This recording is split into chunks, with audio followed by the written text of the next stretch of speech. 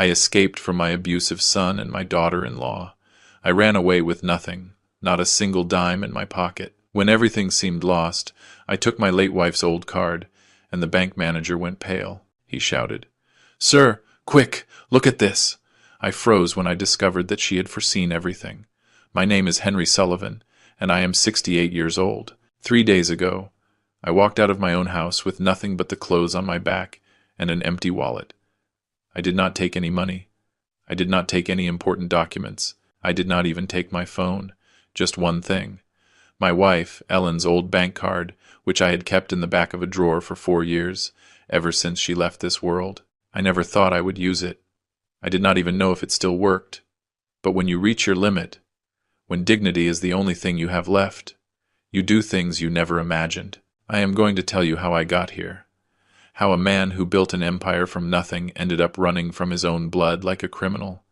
And how my Ellen, from wherever she is, saved me when I needed it most. But first, I need you to understand something. I am not a weak man. I never was. I was born in a small town in rural Kentucky where clean water came twice a week and opportunities never came at all. My father worked in the fields from sunrise to sunset, and still, it was barely enough for bread and beans. I was the oldest of 5 brothers. At 14, I left school because someone had to help. At 18, I came to Chicago with $20 in my pocket and a dream that many called foolish. I wanted to have my own business. I started selling tools at the Sunday flea market, used tools that I bought cheap and repaired myself. I woke up at 4 in the morning to get the best spot. I slept 3 hours a day. I ate cheap meals on the go, but I saved every penny as if it were my last. In 5 years, I gathered enough to open a small hardware store in a modest neighborhood. In 10 years, I already had 3 branches. In 20 years, I owned a chain of hardware stores across the Midwest. It was not luck. It was sacrifice. It was waking up when everyone else was sleeping. It was saying no to parties, to trips, to the luxuries others enjoyed. It was working while my friends rested. It was betting everything, even when fear told me to stop. I met Ellen when she was working as an accountant at a firm I hired for the finances of my second store. She was a serious woman, intelligent, with a look that told you the truth even if she did not open her mouth.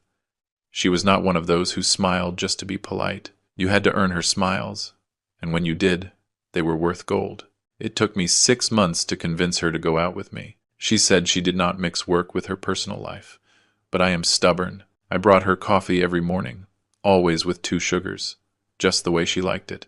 I asked for her opinion on business decisions, not to look good, but because I really cared what she thought. And one day, after a meeting that dragged on until 11 at night, I told her, "Ellen, if you do not have dinner with me right now, I am going to think you are afraid of me." She laughed. It was the first time I saw her laugh for real. We got married a year later. It was a simple wedding, in a small church, with 30 guests. She did not want anything flashy. She said love is not measured by the size of the party, but by the firmness of the promises. And she was right, as always. We had only one son, Richard, and that is where my biggest mistake began. Richard grew up with everything I never had.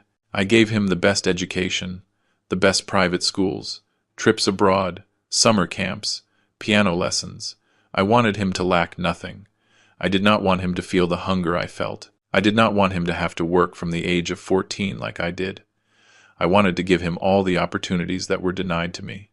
But there is something I did not understand until it was too late. When you give a child everything without them striving for anything, the only thing you achieve is creating an adult who believes the world owes him everything. Richard never worked in the hardware stores. I wanted him to study, to prepare himself, to be a professional. He studied business administration at a very expensive private university. He finished his degree, but he never practiced. He said the family business was his dad's thing, and that he wanted to find himself. Ellen told him that was fine, that he had to find his own path. I supported him too, although inside I felt a pang of disappointment. Years passed. Richard had jobs that lasted months. He always had an excuse. The boss was an idiot. His coworkers were jealous. The work was boring. And he always ended up asking for money. I gave it to him. Ellen told me not to do it so much, that we were spoiling him. But I did not want him to suffer. I did not want him to go through what I went through. Grave mistake. At 32, Richard met Monica. A pretty woman, yes, but with a cold look that made me uncomfortable from the first day. Ellen noticed it too. One day she told me, "That girl does not love him. She loves what you have." I told her not to be prejudiced, that we barely knew her. But Ellen was right. Ellen was always right. They got married 6 months later. A gigantic wedding that I paid for. 300 guests. Luxury venue. Honeymoon trip to Europe. Richard was happy. Monica was too, but her happiness was different. It was the happiness of someone who just won a bet. They had 2 children, Danny and Valerie, my grandchildren. I loved them from the moment they were born. I thought everything would change with them, that Richard would mature, that he would become responsible. But no, Monica stopped working as soon as Danny was born. Richard did not work either. They lived off what I gave them, and I kept giving to them because I wanted my grandkids to have a good life. Then Ellen got sick. It was pancreatic cancer. Silent, treacherous, brutal. By the time they detected it, it was already advanced. The doctors gave us 6 months. Ellen lasted 11. 11 months of fighting with a courage that still breaks my soul to remember. Richard and Monica came to the hospital the first 2 weeks. After that, the visits became less frequent. They always had excuses. The kids were sick. They had commitments. The traffic was terrible. Ellen never complained. She said she did not want to be a burden. But I saw the pain in her eyes every time she asked for Richard and he did not arrive. The last night Ellen was conscious. She took my hand and said, "Henry, promise me something." I told her anything. "Do not let them do to you what I know they are going to try to do. Do not let them take advantage of you. You have to be stronger than your love for them." I asked her what she was talking about. She just squeezed my hand and closed her eyes. The next day, she was gone. At the funeral, Richard cried more than anyone. Monica cried too, but her tears seemed empty to me. My grandkids were confused, too young to understand that their grandmother would not return. I was broken, completely broken. And the hell began. The first months after Ellen's death were an abyss. The house felt huge and empty. Every corner reminded me of her. Her coffee cup in the cupboard, her books on the nightstand, her perfume that still floated in the closet. I did not know how to go on. The business kept running because I had good managers, but I had lost the will for everything. Richard started visiting me more often. At first, I thought it was because he worried about me. He would say, "Dad, you cannot be alone. Come live with us." I thanked him, but told him I was fine, that I needed my space to process the grief, but he insisted. "Monica, too. Father-in-law, the house is too big for you alone. We will take care of you. The kids need you close." Finally, I accepted. Not because I really wanted to, but because loneliness was killing me. I thought being close to my grandkids would help me heal. I sold the house where I lived for 30 years with Ellen and moved in with them to their house in a wealthy suburb, a house that I had helped them buy, by the way. At first, everything seemed fine. Danny and Valerie welcomed me with joy. We played. I told them stories.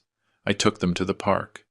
Richard and Monica seemed attentive, but little by little, the changes started.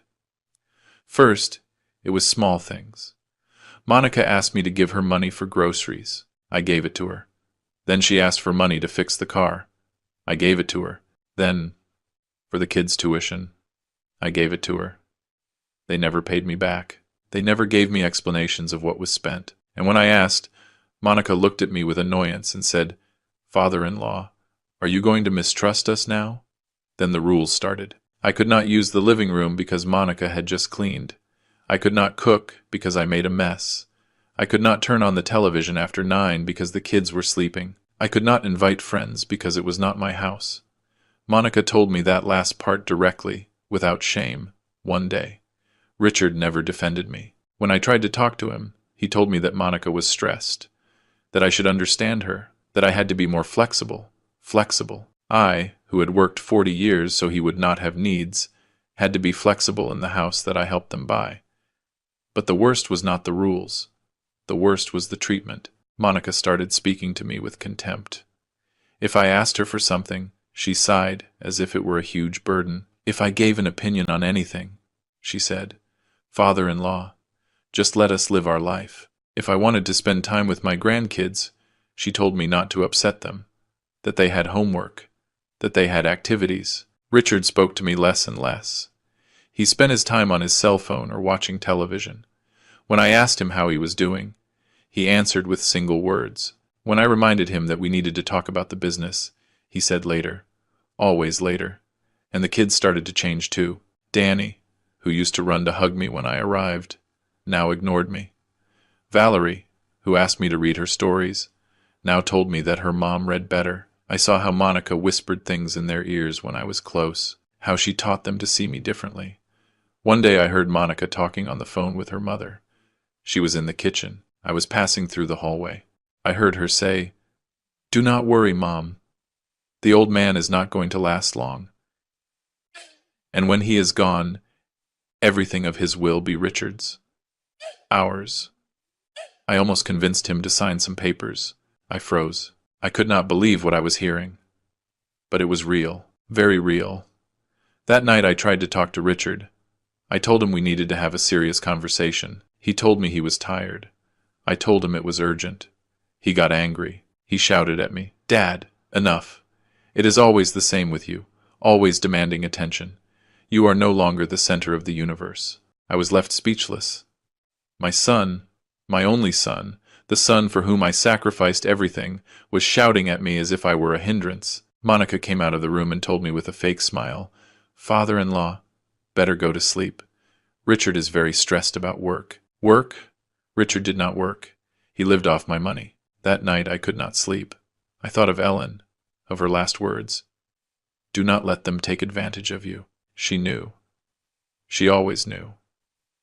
The next morning, Monica entered my room without knocking. She told me they needed me to sign some documents, notary papers. She said it was to speed up the inheritance when I was gone. That way everything would be easier for Richard and the kids, that it was for the best. I told her I was not going to sign anything without my lawyer reviewing it first. She became furious. She told me that I mistrusted them, that I was ungrateful, that after everything they did for me, I paid them with suspicion. I told her to leave me alone. She left, slamming the door. That afternoon, when I returned from a medical appointment, I found my room turned upside down. They had searched through my things. My documents were messy. My wallet was open. Papers were missing. Important papers. I went down to the living room. Richard and Monica were there. I asked them what had happened. Monica told me she had cleaned. I told her documents were missing. She told me I was confused, that surely I had lost them myself. Richard looked at me and said, "Dad, you are getting old. Sometimes memory fails." I felt something break inside me. It was not the Richard I knew, or maybe it was, and I never wanted to see it. That night, during dinner, Monica served me food as if she were throwing away scraps. Danny and Valerie did not even look at me. Richard ate in silence, without looking up from his plate. I tried to talk to them. I asked them how school went. No one answered. Monica told Danny, "Honey, you are done. You can go to your room." And everyone left. They left me alone at the table. I was no longer part of the family. I was a nuisance, an old man who was only useful for giving money, and I had to get out of there. I started planning in silence. I could not let them know I was leaving. I checked my bank accounts from my computer. Richard had access to 2 of my accounts because, years ago, I had given him authorization to help me with payments when Ellen was sick. I never removed that access. Another mistake. I discovered they had been taking money out without my knowledge. Large amounts, hundreds of thousands of dollars in the last 6 months, transfers to accounts I did not recognize, huge purchases with my cards. I called the bank. They confirmed that the operations were legal because Richard had authorization. I felt betrayed, robbed, by my own blood. I tried to block the accounts. The bank told me I needed to show up in person with official identification. I looked for my ID. It was not there. I looked for my passport. Neither. I checked my whole room. Nothing. They had stolen my documents. I confronted Richard. He pretended not to understand. Monica told me I was paranoid, that no one had touched anything, that surely I lost them and was blaming them. That night I heard voices in the living room. I went down quietly. Richard and Monica were talking to someone on a video call. A lawyer, from what I could understand. I heard fragments. Mental incapacity, senile dementia, interdiction asset control. They were planning to declare me incompetent to keep everything. My heart pounded in my chest so hard I thought I was going to have a heart attack right there. But I could not make noise. They could not know I had discovered them. I went up to my room. My hands were shaking. I needed to get out of there. Now. But I had no cash. I had no documents. I had no cards that worked because Richard had blocked them or because they had emptied them. Where would I go? How would I survive?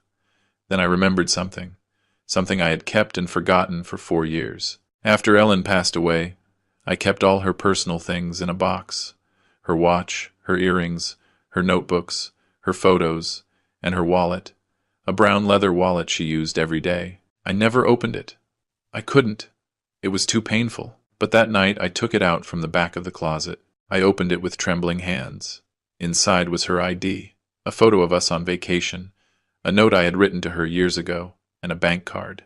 It was a debit card from an account Ellen had before we got married. She never closed it.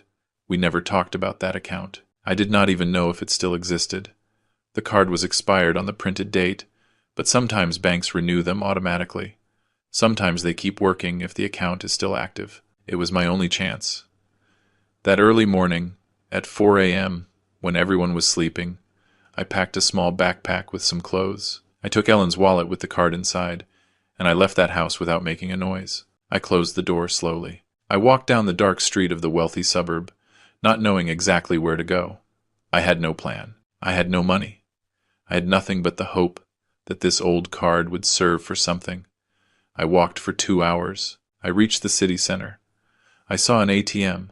My heart was beating so fast I felt it was going to explode. I inserted the card. The screen lit up. Enter your PIN. I did not know the PIN. Ellen never told me. I thought of important dates. I tried our wedding anniversary. Incorrect. I tried Richard's birth date. Incorrect. I tried my birth date. The screen changed. Welcome. I could not believe it. It worked. The card worked. I selected check balance, and what I saw left me breathless. There was money. A lot of money. More than $500,000. How? From where? Ellen never mentioned this account. We never talked about this money. What was this? At that moment I did not understand anything, but I took out $100 from the ATM. The money came out. I took it with trembling hands. It was real. I felt like crying. Ellen was taking care of me. Even after 4 years. She was saving me. But I needed answers. I needed to know where that money came from. And I needed a safe place to stay. I looked for a nearby hotel. I found a discreet one downtown. I paid in cash. The receptionist looked at me strangely because I arrived without luggage, just with a backpack at 7 in the morning. But she said nothing. I went up to the room. I sat on the bed, and for the first time in months, I breathed easily. But I knew this was just beginning. I spent 2 days locked in that hotel, trying to understand what to do. I ate little. I slept less. Every time I heard steps in the hallway, I thought it was Richard, that he had found me, that they were coming for me. I needed to go to the bank. I needed to talk to someone who could explain what that account was. But I was afraid. Afraid that upon presenting myself, they would tell me it was a mistake, that the money was not mine, that they were going to block it. On the 3rd day, I gathered courage. I showered. I put on the most presentable clothes I had in the backpack, and I left the hotel. I searched on the internet for the main branch of Ellen's card bank. It was in the financial district. I took a cab. During the whole ride, my mind did not stop. What if Richard had already reported my disappearance? What if they were looking for me? What if they invented that I had attacked them or stolen something? Monica was capable of that, and more.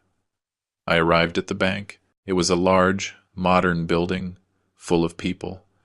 I passed through the glass door and approached a customer service executive. I told her I needed information about an account. She asked for identification. I showed her my old ID that I had managed to recover from my drawer before leaving the house. I gave her Ellen's card. The executive checked the card. She typed on her computer. Her expression changed. She frowned. She typed again. She looked at me strangely. "Sir, "Excuse me, is this account yours?" I explained it was my wife's, that she had passed away 4 years ago, that I found the card and apparently it still had money, that I needed to know what was happening with that account. She asked me to wait a moment. She got up and went to speak with someone else, another executive, then with another. The three of them looked at me from afar. I felt panic. I thought they would call security, that they would accuse me of fraud. Finally, a man in a blue suit approached. He was the branch manager. "Mr. Sullivan, right? Come with me, please." He took me to a private office. He closed the door. He sat in front of me. He looked at me intently. "Sir, I need you to confirm something for me. Are you Henry Sullivan, husband of Ellen Sullivan?" I told him yes. He opened a folder. He took out some documents. And what he told me changed everything. "Mr. Sullivan, your wife left very specific instructions regarding this account. Instructions that were to be executed only if you presented yourself personally at the bank. She anticipated that this could happen. She foresaw everything." I was left speechless. The manager continued. "This account was created by your wife 7 years ago. She deposited money monthly for 5 years, money that came from a percentage of the profits of the business that you gave her as her share in the company finances. She never touched it. She saved it. She invested it with the help of one of our financial advisors. And she left precise instructions." He showed me a sealed envelope. It had my name written in Ellen's handwriting. "She left this for you. She said to only give it to you if you came alone, without your son, and with this specific card. She said that if that moment arrived, it meant you were in danger, and that you would need this to defend yourself." I opened the envelope with trembling hands. Inside was a letter, with Ellen's perfect handwriting. I started reading. "My love, if you are reading this, it is because what I feared most finally happened. It is because Richard and that woman betrayed you. It is because you are alone. Forgive me for not being clearer when I was with you. Forgive me for not being tougher on our son. But it is never easy to accept that your own blood can be your worst enemy. This money is yours. It is ours. I kept it secret because I knew someday you would need it. I knew Richard would not change, that Monica would poison him, that they would try to take everything from you. Do not let them do it, Henry. Do not let them destroy you. In this account, there is enough money for you to start over, for you to defend yourself, for you to recover your dignity. Use this money wisely. Hire the best lawyer you can find.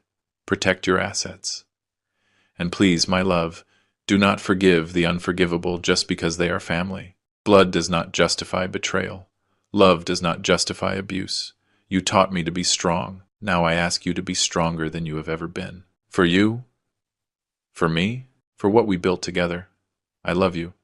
I always loved you. And from wherever I am going to take care of you. Yours forever, Ellen." Tears rolled down my cheeks without me being able to stop them. The manager remained silent. I think he was moved too. After a moment, he said, "Mr. Sullivan, your wife also left instructions that, if you presented yourself, we were to help you with everything you needed. Legal advice, financial, whatever you require. What do you need?" What I needed was justice. What I needed was to get my life back. What I needed was for Richard and Monica to pay for what they had done to me. And now I had the means to do it. I told the manager, "I need a lawyer, the best one you can get. I need to regain control of my companies. I need to protect my assets. And I need my son to know that his father is not the stupid old man he believes." The manager nodded. He told me he knew a law firm specializing in family and property law. He took out his phone and called right there. He spoke with someone. He explained the situation in general terms. He hung up and told me, "They can see you today at 3 in the afternoon." I accepted. I left the bank with Ellen's letter pressed against my chest. I felt something I had not felt in a long time. Hope and something else. Fury. A cold fury. Calculated. The fury of a man who has nothing left to lose and everything to recover. Richard and Monica thought they had defeated me. They thought I was a weak old man who would let himself be trampled until death. But they were wrong, and I was going to teach them that respect is not begged for, it is commanded. At 3 o'clock sharp, I was sitting in the boardroom of the most prestigious law firm in the city. The building was a skyscraper, all glass and steel, with an impressive view, the kind of place I had never needed to go to, because I always solved my problems with honest work and a firm word. But now things were different. Now I was at war against my own blood. The lawyer who attended me was named Danielle Owens. She was about 40, impeccable suit, gaze sharp as a knife. She shook my hand firmly and invited me to sit. She did not waste time on unnecessary pleasantries. "Mr. Sullivan, the bank manager gave me a general overview of your situation, but I need you to tell me everything from the beginning, in detail, omitting nothing, no matter how painful. Only then can I truly help you." And I told her everything, from Ellen's death to my escape from the house, from Richard's thefts to the plans to declare me incompetent. I showed her Ellen's letter. I gave her my bank account numbers. I explained how they had taken my documents, how they treated me, how they planned to keep everything. Danielle took notes on her tablet. She did not interrupt me once. When I finished, she remained silent for a few seconds, as if processing all the information. Then she looked me straight in the eye. "Mr. Sullivan, what you just told me is serious. Very serious. We are talking about fraud, asset abuse, possible fraudulent interdiction plan, and what is legally known as economic and psychological violence. Your son and daughter-in-law could face criminal charges if we decide to go that route." I asked her what she recommended I do. "First, we are going to protect your assets. Today, we are going to revoke all powers of attorney you may have granted to your son. We are going to block the bank accounts where he has access. We are going to freeze any pending operations. We are going to make a complete inventory of your goods and properties to ensure he hasn't sold or transferred anything without your knowledge." I nodded. That was exactly what I needed. "Second, we are going to request certified copies of all your official documents. ID, passport. If they have the originals, we are going to invalidate them and get new ones. You are going to regain total control of your identity." I felt a huge relief. Finally, someone was on my side. "Third, we are going to document everything. All unauthorized transfers, all fraudulent expenses, everything. We are going to build a solid case. And when we are ready, we are going to file a civil lawsuit to recover the money they stole from you.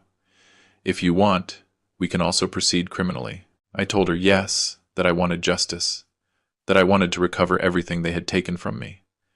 Danielle nodded. "There is something else you need to know. If your son planned to declare you incompetent, he probably already started the legal process. We are going to investigate if there is any interdiction lawsuit against you. If there is, we are going to fight it. We are going to prove that you are in full possession of your mental faculties.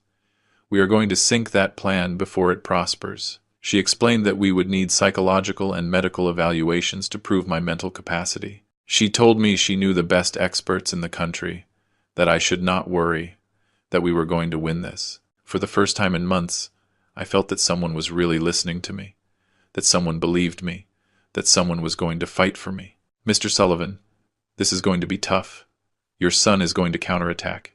He is going to invent things. He is going to try to make you look like the bad guy in the story. He is going to say you are a cruel father, that you abandoned them, that you are senile. Are you prepared for that?" I held her gaze and said, "Counselor, I built an empire selling nails at a flea market. I worked 18 hours a day for 30 years. I watched the woman of my life die while my son was absent. I am no longer afraid. The only thing I want is for this to end well. For me, not for them." Danielle smiled, a small but genuine smile. "Then we are going to win this." That same afternoon we went to the bank. Danielle brought a notary. In 2 hours we revoked all the powers I had granted to Richard. We canceled his access to my accounts. We blocked the cards he had. We changed passwords. We changed codes. I regained absolute control of my money. The bank manager informed me that in the last 6 months Richard had withdrawn almost $200,000 from my accounts. $200,000. Money that I earned with my sweat and that he spent as if it were water. On what? I did not know, but Danielle said we would find out. I also discovered something disturbing. Richard had tried to request a loan in my name, a mortgage loan for $1 million using one of my properties as collateral. The bank had rejected the application because documents were missing, but the fact that he had tried left me frozen. He was willing to put me in debt without my consent, to sink my assets, all to keep maintaining his luxury life without working. I felt a mixture of sadness and rage. This was not the son I raised. Or maybe he was, and I never wanted to see it. We left the bank and Danielle took me to a private investigator's office. She said we needed to know exactly what Richard had spent my money on. Where had he used it? With whom? We also needed to know if there were more plans against me, if he had spoken to more lawyers, if he had forged documents. The investigator was a serious man, about 50 years old, ex-police detective. He assured me that in a week he would have a full report. I gave him all the information I had: names, addresses, account numbers, dates, everything. When we left there, it was already 8 at night. Danielle asked me where I was staying. I told her at a hotel downtown. She told me it was not a good idea. That if Richard was looking for me, hotels were the first places he would investigate. She recommended a furnished apartment the firm had for clients who needed temporary protection. I accepted without thinking twice. The apartment was in a nice, quiet area. It was small, but comfortable. Safe. Danielle gave me the keys and told me to rest. That tomorrow the hardest part would begin. That night I stayed alone in that unknown apartment, looking at the ceiling, thinking about everything that had happened, thinking about Ellen, about her letter, about how she had seen it all with such clarity while I refused to accept it. I took out the letter and read it again. The words hurt me, but they also gave me strength. Do not forgive the unforgivable just because they are family. She was right. She was always right. I wondered where Richard would be at that moment. If he had noticed my absence, if he even cared. Probably not. Probably he was celebrating, thinking that, finally, he had gotten rid of the annoying old man. But tomorrow, he was going to get a surprise. The next day, at 9 in the morning, Danielle called me. Her voice sounded tense. Mr. Sullivan, I need you to come to my office immediately. We found something. I arrived in 20 minutes. I entered her office and saw she was accompanied by the private investigator. On the table lay a folder full of documents and photographs. Mr. Sullivan, sit down, please, Danielle told me. Her tone was grave. I sat down. The investigator opened the folder. Sir, in less than 24 hours we managed to track your son's movements, and what we found is worse than we imagined. He showed me bank statements. Richard had spent my money on trips abroad. Miami, Las Vegas, resorts, 5-star hotels, expensive restaurants. He had bought a new car, a brand new BMW. He had paid the tuition for an exclusive private school for my grandkids. But he had also spent on designer clothes, jewelry, electronics.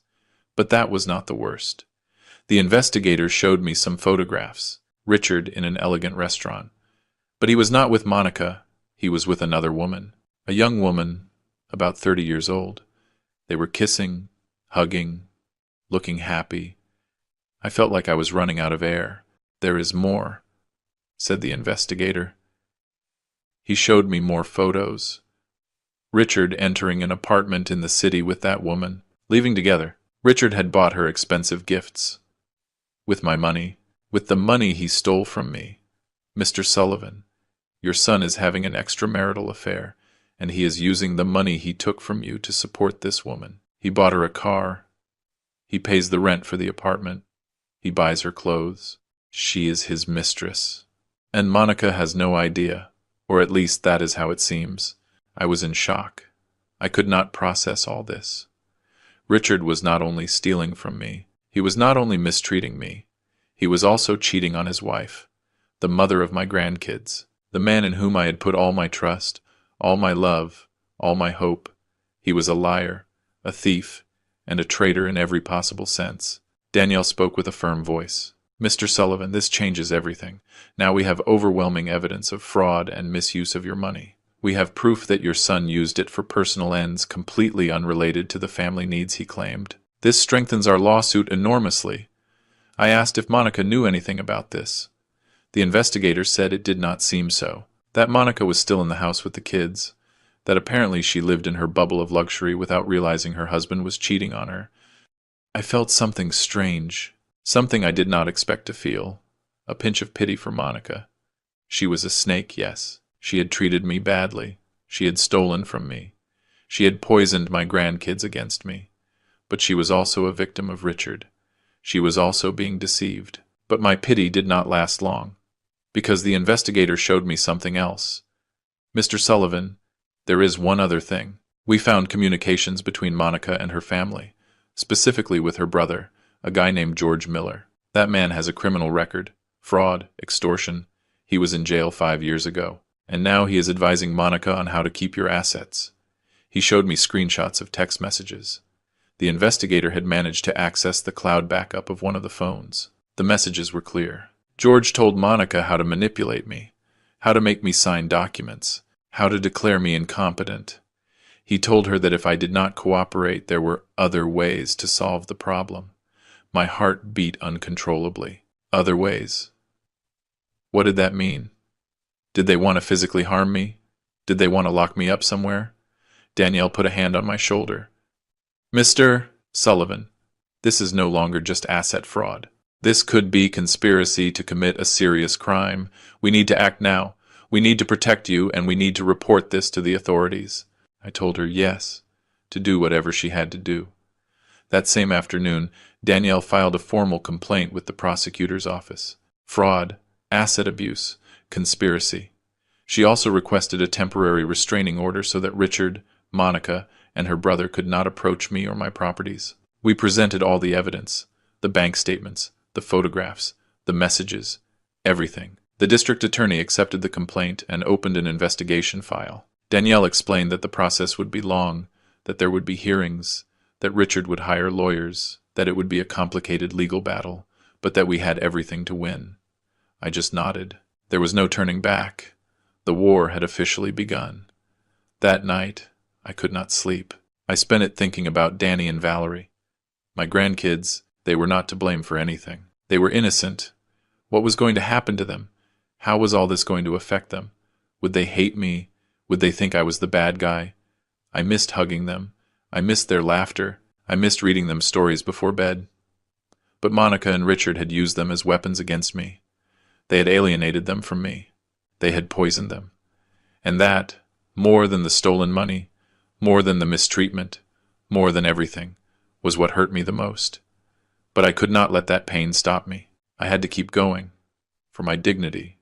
For Ellen. For the memory of everything we built together. The next morning, Danielle called me early. Mr. Sullivan, Richard already knows. He already received the notification of the lawsuit, and he is furious. I asked her how she knew. She told me that Richard's lawyer had already communicated with her, that they wanted to negotiate, that Richard was willing to return part of the money if I withdrew the lawsuit. I asked her what she had answered. She told me she had said there was nothing to negotiate, that this would go to the ultimate consequences. But there is something else, Danielle added. Richard says you are a bad father, that you abandoned him emotionally all his life, that you only cared about money and work. That is why he is the way he is. He is trying to flip the narrative, to play the victim. Those words hurt me. They hurt a lot, because there was some truth in them. I did work too much. I did miss important moments of Richard's childhood. I did prioritize the business many times. But I did it for him, to give him a future, to give him opportunities. But did that justify what he had done to me? Did that justify the theft, the abuse, the betrayal? No, it did not justify it. I told Danielle to move forward, that I would not withdraw anything, that Richard face the consequences of his actions. That afternoon I received a text message from an unknown number. It was Richard. Dad, what did you do? Why did you sue me? Why are you doing this to me? I am your son, your only son. Are you really going to destroy me for money? Is that what Mom taught you? To be cruel to your own family. I read the message several times. I felt rage, pure rage. How did he dare mention Ellen? How did he dare use her to manipulate me? He, who was not there when she needed him most. He, who let her die alone while I was the only one taking care of her. I did not reply. I blocked the number, but the messages kept coming, from other numbers, from Monica's phone, from numbers I did not recognize, all with the same tone, pleading, manipulation, veiled threats. Dad, the kids miss you. They ask for you.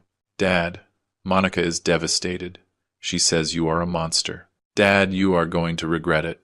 You are going to end up alone, without family, without anyone. I blocked all the numbers. I told Danielle what was happening. She documented everything.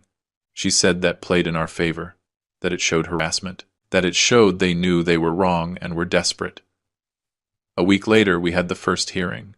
It was a preliminary hearing to review the precautionary measures. Danielle accompanied me.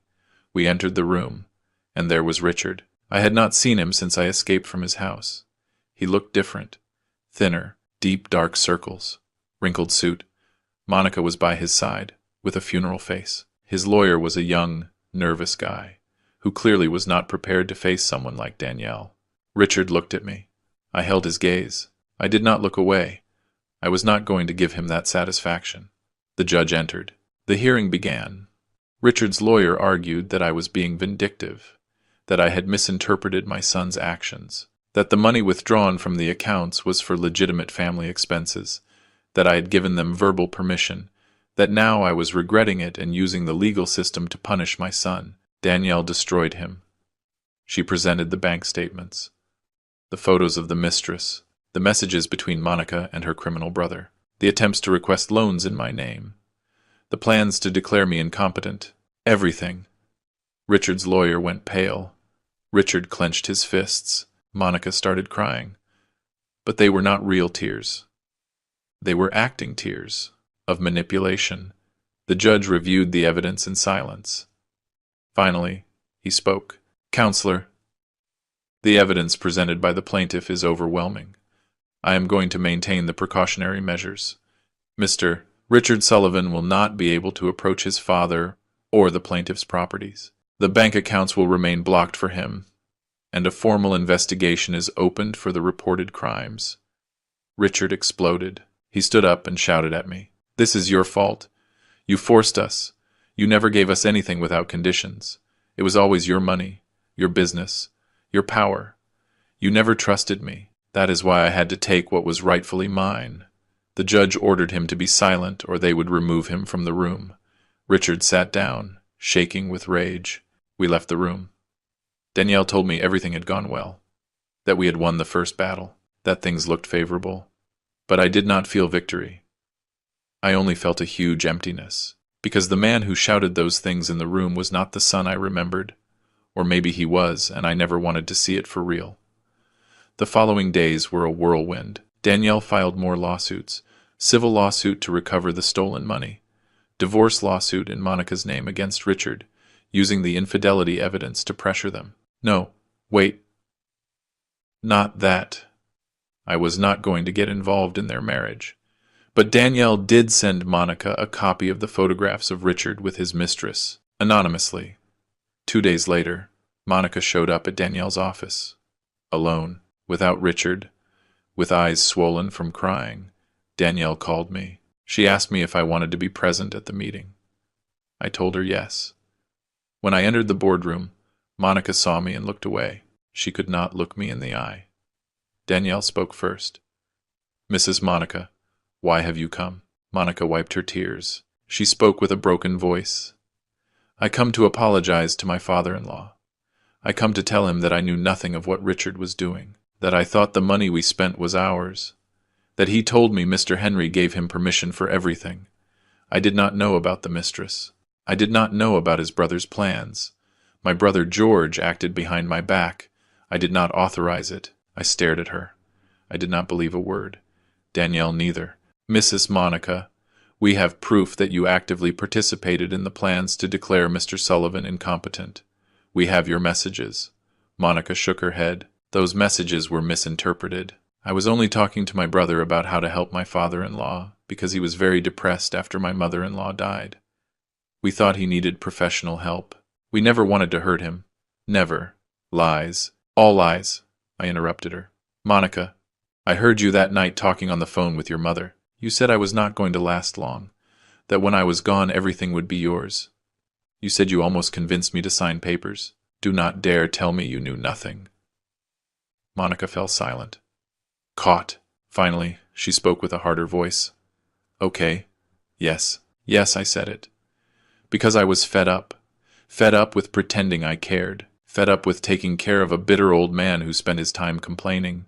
Fed up that Richard never had his own money because you always controlled everything. What did you expect? That we adore you after how you treated Richard? You never valued him. You never believed in him. That is why he is the way he is." Danielle intervened.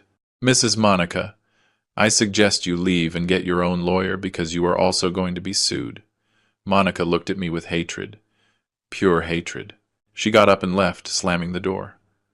When she left, I stayed sitting in silence. Danielle asked me if I was okay. I told her yes, although it was not true, because a part of me kept asking myself, was she right? Was I a bad father?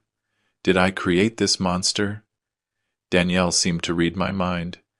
"Mr. Sullivan, do not blame yourself. You did what you could. You gave them everything. The fact that they did not value it is not your fault. It is theirs. There are people who are never satisfied, who always want more, who believe the world owes them everything. And your son is one of those people." Her words comforted me a little, but the pain was still there. The private investigator kept working, and a week later he brought me more information.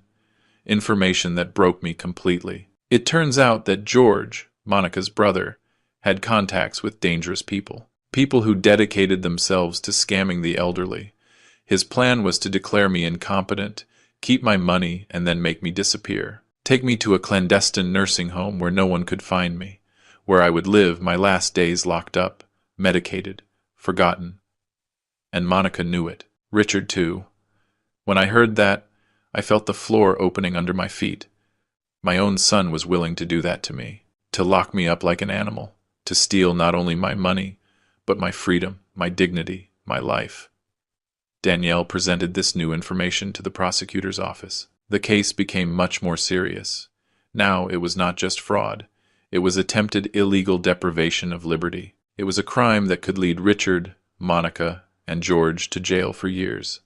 And I, instead of feeling satisfaction, only felt an immense emptiness. Because my son, the boy I carried in my arms, the boy who hugged me and told me I was his hero, had turned into someone capable of destroying me without remorse. Ellen knew it. That is why she left that letter. That is why she prepared me for this, because she saw what I did not want to see. That night, alone in the apartment, I took out an old photo. A photo from when Richard was 5 years old. We were at the park. He was on my shoulders, smiling, with his arms open as if he were flying. I was smiling too. We were happy. At what moment did everything break? At what moment did I lose my son? Or maybe I never really had him. Maybe I only had the illusion of a son, and the reality was this: a man who saw me as an obstacle, as a source of money, as something to eliminate. I put away the photo, and I made a decision. I was not going to stop. I was not going to forgive. I was not going to be weak. I was going to go to the end, even if that meant destroying my own blood, because there was something more important than family, something Ellen taught me and that I had forgotten: dignity. And I was going to recover mine, whatever the cost. The next day I met with Danielle and the full team of lawyers. It was time to go on the offensive. We were no longer just going to defend ourselves. We were going to attack with everything. "Mr. Sullivan," Danielle told me with determination, "it is time to recover what is yours. We are going for your companies, for your properties, and we are going to make sure Richard cannot touch absolutely anything." I asked her what the exact plan was. "First, we are going to completely restructure the ownership of your businesses. We are going to create an armored trust where you are the only beneficiary. Then we are going to remove Richard from any role he has in the companies, even symbolic. And finally, we are going to change your will." That last part hit me hard. Changing my will meant accepting that Richard was no longer my heir, that my grandkids would not receive anything either. It was a final decision. No turning back. "Mr. Sullivan," Danielle continued, "you are not obligated to leave anything to someone who betrayed you. The law allows you to disinherit for serious causes, and you have all the causes in the world: mistreatment, fraud, attempted deprivation of liberty. A judge would validate your decision without problem." I took a deep breath. I thought about Danny and Valerie. They were not to blame, but their parents were raising them to be the same, to see me as a bank, not as a grandfather, not as family. "There is another option," Danielle added. "You can create a trust for your grandkids that they can only access when they turn 25, and with conditions: that they finish a university degree." that they work, that they demonstrate responsibility. That way, you protect your assets, but you also give them a chance to be different from their parents. I liked that. It was fair. It was dignified. And it gave hope to my grandkids to get out of the poison they were growing up in. Let's do it like that, I told her. During the following days, we worked non-stop. We signed documents. We restructured everything. The notary witnessed every step. Danielle made sure everything was legal, solid, unassailable. Richard had no idea what we were doing. He was still in his bubble, hiring mediocre lawyers, inventing excuses, trying to play the victim on social media. Yes, because now he had decided to take everything public. One day they sent me screenshots. Richard had posted a long letter on Facebook. My father abandoned me emotionally all my life. He only cared about money. Now that I asked him for financial help for my children, he sued me. He accuses me of horrible things. He is trying to destroy his own family. I ask you to pray for him. He is sick. He is old. He does not know what he is doing. The post had hundreds of comments. Some supported Richard. Others questioned him. Some insulted me without knowing me. It was a media circus. Danielle advised me not to respond. Silence is power. You do not need to defend yourself on social media. You defend yourself in court, with evidence, with facts. Let him sink alone with his lies. She was right, but it hurt.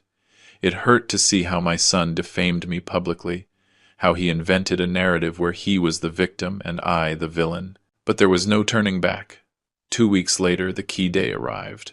The final hearing to determine if the criminal process against Richard, Monica, and George proceeded. We arrived early at the courthouse. Danielle carried 3 huge folders full of evidence. I carried the weight of 68 years of life and the sadness of a betrayed father. We entered the room. Richard was already there. Monica too. And for the first time I saw George, her brother, a guy about 40 with an unfriendly face, tattoos on his arms, cloudy gaze. That was the guy who had planned to lock me up in a clandestine nursing home. The judge entered. She was a serious woman, about 55, with a reputation for being tough but fair. The hearing began. The prosecutor presented the case. He read all the crimes: fraud, asset abuse, conspiracy for illegal deprivation of liberty, forgery of documents. The evidence was presented one by one: the bank statements, the photographs, the messages, the testimonies of the bank employees, the psychological expert reports proving I was in full possession of my mental faculties. Richard's lawyer tried to argue that everything was a misunderstanding, that I had given verbal permissions, that there was no proof of criminal intent. Danielle destroyed him. She showed the messages where Monica and George planned to take me to a nursing home.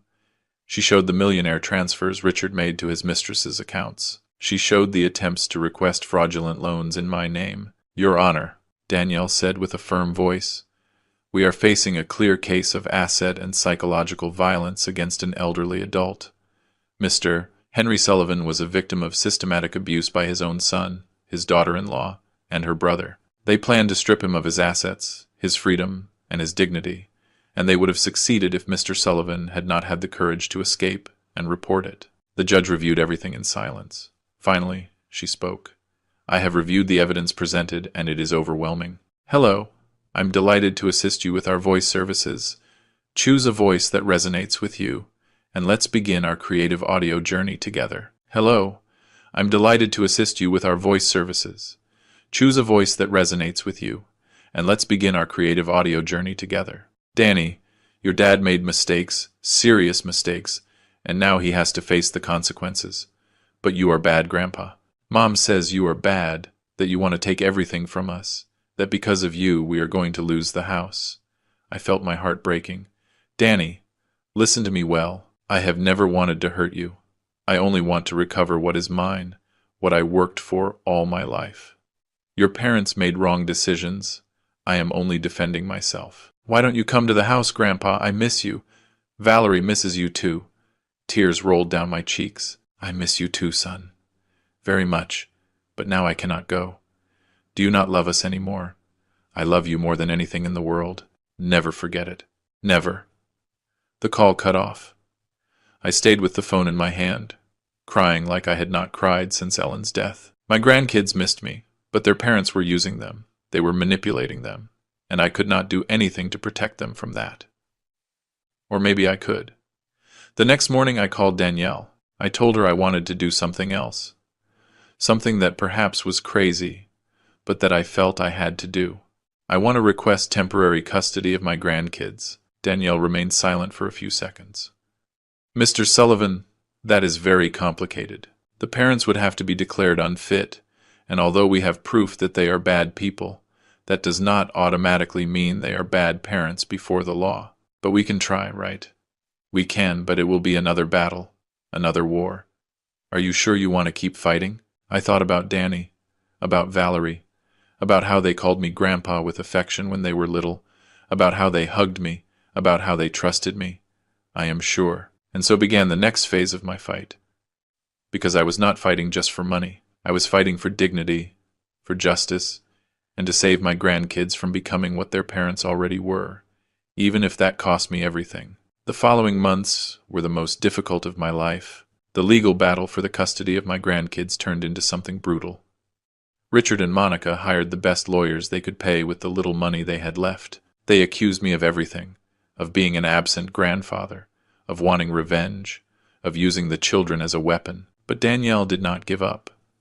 We presented evidence of Richard's emotional instability, of his lies, of his infidelity, of the toxic environment in which Danny and Valerie lived. We asked for psychological evaluations for everyone. We asked that the children be heard by the judge. And finally, the day of the definitive hearing arrived. The judge listened to the testimonies, spoke with Danny and Valerie in private. The children told him the truth, that they missed their grandfather, that their parents fought all the time, that they heard shouting, that they were afraid. When the judge returned to the room, his expression was serious. I have made a decision. I am not going to grant full custody to Mr. Sullivan because the children need stability and such a drastic change is not convenient. But I am going to grant a broad visitation regime. Mr. Sullivan will be able to see his grandkids every weekend, and Mr. Richard and Monica must submit to mandatory family therapy. It was not everything I wanted, but it was a start. It was an open door. Richard left the room furious. Monica was crying, but I, for the first time in months, felt peace, because I was going to get my grandkids back, little by little, with patience, with love. The first weekend that Danny and Valerie visited me was magical. I took them to the park, we ate ice cream, we played. I told them stories of their grandmother Ellen. I showed them photos. I explained to them, with words they could understand, that adults sometimes make mistakes, that I had made mistakes, that their parents had made mistakes, but that true love is not erased. Are you not mad at Dad anymore? Valerie asked me. I am disappointed, very disappointed. But you are not to blame for anything, and I am always going to be here for you, always. Danny hugged me tight. I love you, Grandpa. I love you too, son, more than you imagine. That night, when I returned them to their house, Richard opened the door, looked at me with resentment, but said nothing, only took the kids by the hand and closed the door. Maybe someday we could talk. Maybe someday he would understand. Or maybe not. Maybe that door had closed forever, but I was no longer going to beg him. I was no longer going to chase him. I had done everything possible, and now it was his turn to decide what kind of man he wanted to be. 6 months later, all the stolen money was returned. Richard had to sell the BMW, had to sell jewelry, had to borrow, but he paid. The justice had spoken. The criminal process continued its course. It would probably last years, but I was no longer pending on every hearing. I had recovered my peace, my dignity, my life. One afternoon, while reviewing papers in my new apartment, I found something I had not seen before. An envelope inside the folder that the bank had given me. An envelope that said, "Open it when everything ends." I opened it with trembling hands. It was another letter from Ellen. My love, if you are reading this, it is because you survived, because you fought, because you remained firm. I am so proud of you. I know it hurt. I know it was difficult, but it was necessary. You needed to remember who you are, a strong, dignified, unbreakable man. Do not let pain embitter you. Do not let betrayal destroy you. Forgive, but do not forget. Love, but with limits. And always remember, family is not who shares your blood, but who respects your soul. I love you, and wherever you are, I am always going to take care of you. Yours forever, Ellen. I cried. I cried like I had not cried in all this time. But they were not tears of sadness. They were tears of liberation. Ellen was right. I had survived. I had recovered my dignity, and now I could live in peace. Today, a year after all this, my life is different. I live alone in a comfortable apartment. I manage my businesses with the help of reliable managers. I see my grandkids every weekend, and they are better, happier, freer. Richard and I do not speak. Maybe someday we will, maybe not. But I no longer live expecting his repentance. I no longer live expecting his love, because I understood something fundamental. You cannot force anyone to value you, and you do not have to stay where you are not respected. Family is important, but dignity is more important. Love is beautiful, but love without respect is poison, and I chose to live with dignity, with respect, with peace. To everyone listening to this story, I tell you, do not allow anyone to abuse you just because they are family. Do not let yourselves be humiliated. Do not let yourselves be robbed. Do not let yourselves be destroyed. Blood does not justify mistreatment. Kinship does not justify betrayal. Defend your dignity, even if it hurts, even if it costs, even if you end up alone. Because in the end, the only thing we take from this world is our dignity, and that no one can take from us, only we can hand it over. I almost handed it over, but Ellen saved me. She reminded me who I am, and now I live every day honoring her memory, living with my head held high, with my heart in peace, and with the certainty that I did the right thing. Although it cost me my son, although it cost me tears, it was worth it, because I recovered something more valuable than money. I recovered my soul. Thank you for listening to my story. If anyone else is going through something similar, I want you to know that you are not alone, that you have the right to defend yourself, that you have the right to live with dignity. Do not give up. Justice is slow, but it arrives, and inner peace, although it costs to get it, is the most valuable thing that exists. If this story made you reflect, share it. Maybe someone else needs to hear it. Until next time, and God bless you.